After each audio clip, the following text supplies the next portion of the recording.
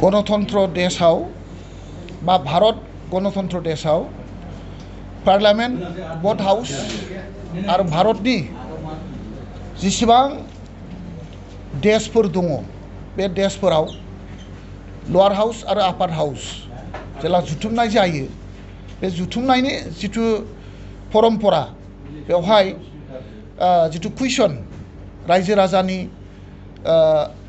अभाब अभियोग दुखु दाहा आरो परामर्श बे परामर्शखौ सन्मान होनानै प्रथम हाबाफारियानो कुइसन आवार जायो। दिनैहाय जोङो नुबाय जिथु माने गणतंत्रआव बेनो प्रथम घटना जागोन जि घटनाया दिनै गणतंत्रखौ अपमान खालामबाय। बिटिसि एसेम्ब्लिया दिनै सारा भारतनि जिथु सेसन जनायनि जिथु परम्परा सोलिबोनाय बे सोलिबोनायखौ दिनैहाय माने अपमान खालामबाय होननानै जों सानो। एसेम्ब्लि सेसन बा पार्लियामेंट सेसनाव जेब्ला गवर्नर बा प्रेसिडेन्टआ देशनि प्रधान मन्त्रिया राष्ट्रपतिया जेला सेसनाव थाङा अब्ला कुइसन आवारानो प्रथम प्रायरिटी रायजो राजानि जिथु अभाब अभियोग बेखौ सन्मान होनानै प्रथम कुइसनखौनो माने होनाय जायो आरो बे कुइसन आवारावनो माने जिथु रुलिं सरकार बे रुलिं सरकारा देशनि ओनसोलनि गासैबो सुखु दुखु आरो अभाब अभियोगखौ मोनथिनो हायो। हे गतिके जिथु गणतंत्रनि सेसन जनायनि जिथु परम्परा बे परम्पराखौ दिनै बिटिसि गभर्नमेन्टआ बा बिटिसिएलनि जिथु स्पिकार बे स्पिकार बिथाङा अपमान खालामदों।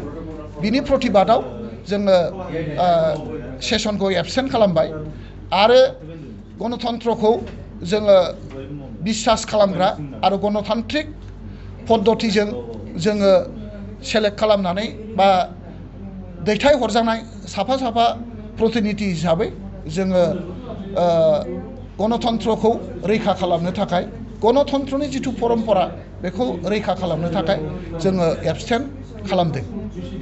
जिरायफिनगोन नामा? निश्चय जिरायगोन। कुइसन आवाराव जों जिरायगोन। जोङो दिनै जिथु बाजेट स्पिच चिफनि जिथु माने बाजेट स्पिच बेसो प्रायरिटी मोनदों। सेसना सोरनिबा स्पिच सोरनिबा बक्तब्य बे प्रायरिटी नङा। बे सेसनाव बिटिसि ओनसोलनि सुख दुख मावनो लानाय आरो मावनो हानाय मावनो हायै अभाब अभियोगखौ लानानै बेवहाय सावरायनाय जायो। दिनैहाय बेफोरखौ गुरुत्व होआलासेनो दिनै सासे जिथु माने बिटिसिनि चिफ बिथांनि चिफआसो टप प्रायरिटी मोननायाव जों दुखु मोननाय फोरमायदों।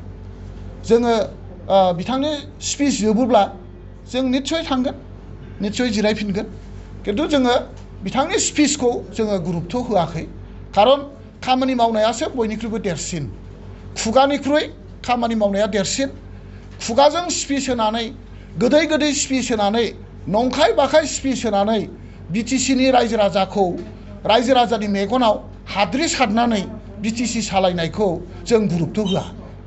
बिटिसिनि थाखाय खामानि मावनांगौ, बिटिसिनि थाखाय सान्थिनि खामानि मावनांगौ। बिटिसि ओनसोलनि जिमान जाति जनगोष्ठी दङ बिथांमोननि गासैबो जातीय समस्याफोरखौ गुरुत्व होनानै जोंनि अभाब अभियोग दुखिया आबाद मावनानै जाग्रा खामानि मावनानै जाग्रा श्रमिकफोरनि खोथाफोरखौ खोनासंनानै गासैबो हाबाफारि लानानै खामानि मावनायखौसो जों गुरुत्व होयो। ओंखायनो जोङो दिनै बे एसेम्ब्लिनिफ्राय दसे सम जोङो जानगाराव थादों।